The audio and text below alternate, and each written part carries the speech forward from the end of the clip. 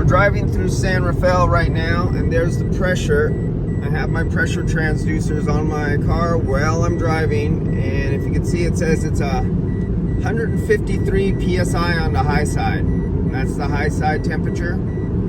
It's 82 degrees, I believe, in San Rafael, and our low side pressure is 27 degrees. What's our oh, come on, get down here, and we are, let's see, come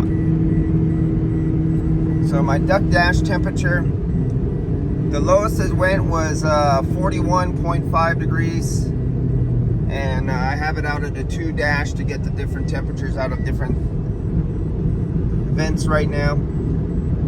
Just went through a recharge, so that is it. It's no longer going to 38 to 39 degrees. That's what it used to do before.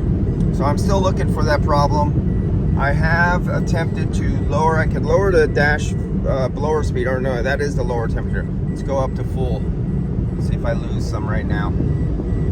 I was playing around with the temperature, the load over the evaporator, to see if I could get it to go colder.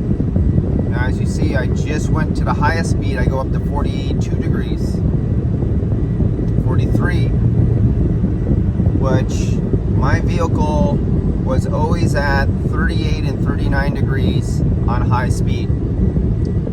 So for me, this is an oddball, and it's not even hot outside. It's only, what was it, 82 or 86 degrees outside. So it's not even hot, and that's the best my car is doing right now. That's my personal car. Don't like it. So I gotta go hunting after the problem and find out why I can no longer achieve 38, 39 degrees. All right, see you guys later. Just wanted to show you what the difference on temperature makes when you drive down the road. Shit. Bumpy ass California roads, man. It's like we live in a third world country. So there we go.